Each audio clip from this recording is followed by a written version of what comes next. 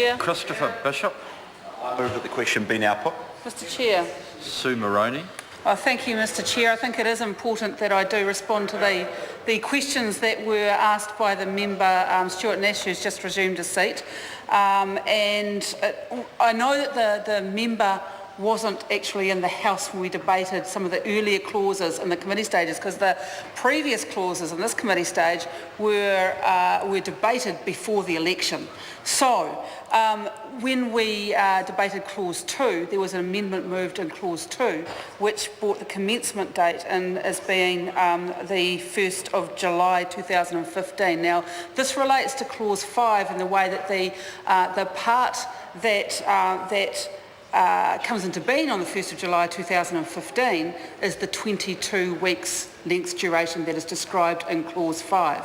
So I understand that the member, I can see what he's done. He's looked at the bill as it was presented to the Select Committee, and because it was in Select Committee for rather a long time, and a very long gestation, we might say, this bill, that yes, the date that had originally been put in by me as the member, we went past that, and I think it was the right consideration of the Select Committee that paid parental leave is a great thing, but getting it paid retrospectively probably isn't a goer.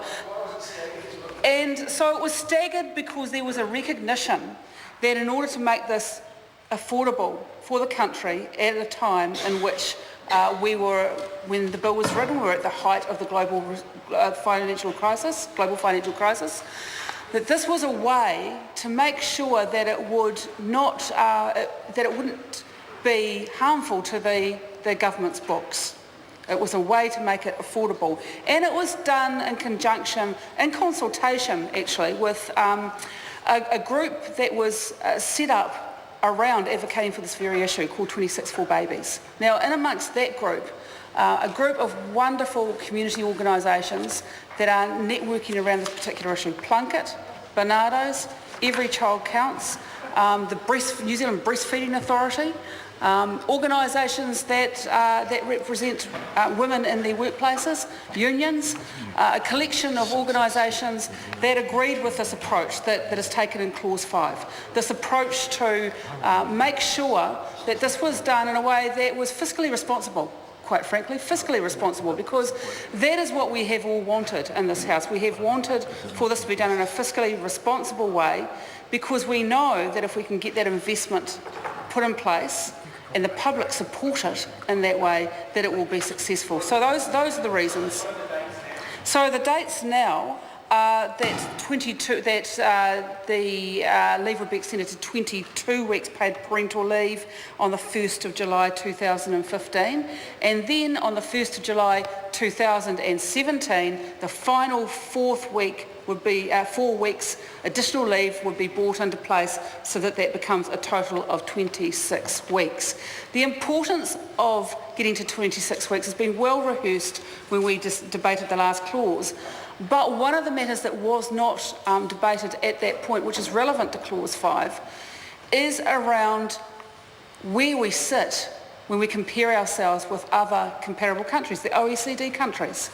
That actually, where we sit at the moment is we are second to last in the OECD countries. And I have women write to me frequently who immigrate to this country thinking that they are coming to a place where we are progressive around women's rights and around children's rights and around families' rights, only to find that they have left their homeland of places like Canada or the UK, thinking they're coming to a country that is going to better support them in raising their children, to find that they're leaving countries. Canada has 12 months paid parental leave, and coming to New Zealand with just 14 weeks.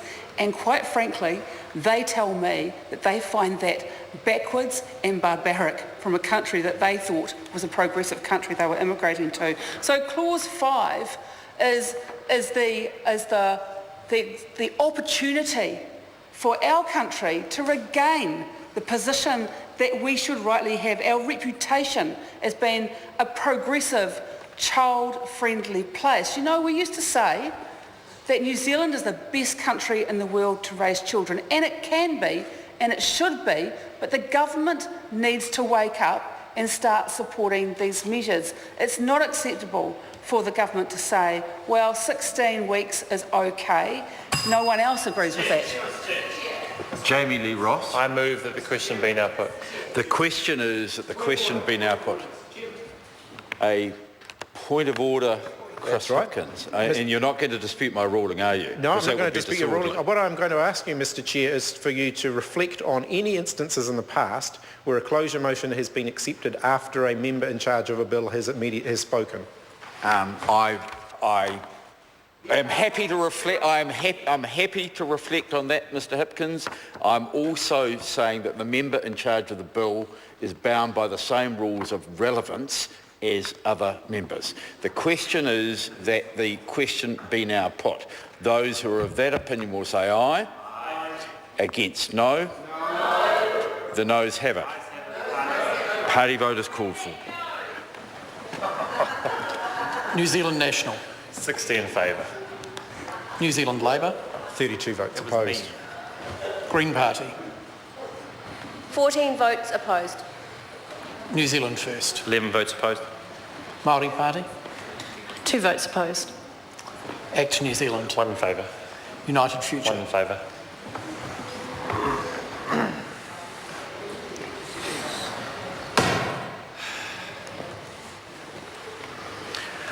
The ayes are 62, the noes are 59, the ayes have it, the questions will be put.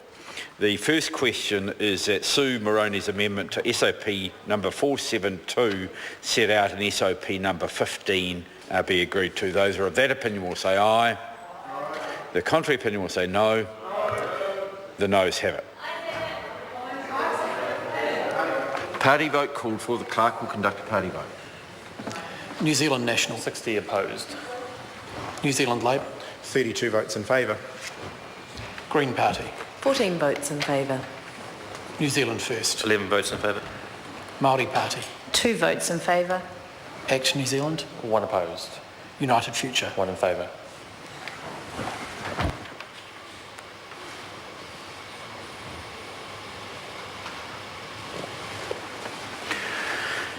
The ayes are 60, the noes are 61, the amendment is not agreed to. We now come to Sue Moroney's amendment set out on SOP number 472.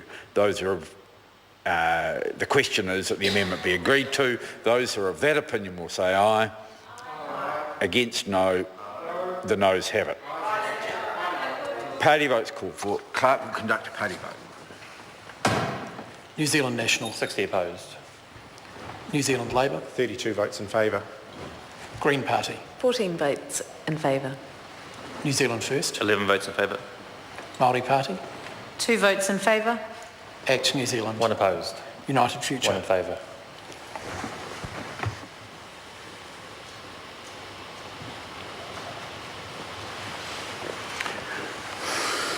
The ayes are 60, the noes are 61. The amendment is not agreed to. We now come to clause 5. The question is that clause 5 stand part. Those who are of that opinion will say aye. The contrary opinion will say no. The noes have it. Party votes called for. The clerk will conduct a party vote. New Zealand National. 60 opposed. New Zealand Labour. 32 votes in favour. Green Party. 14 votes in favour. New Zealand First. 11 votes in favour. Māori Party. 2 votes in favour. Act New Zealand. 1 opposed. United Future. 1 in favour.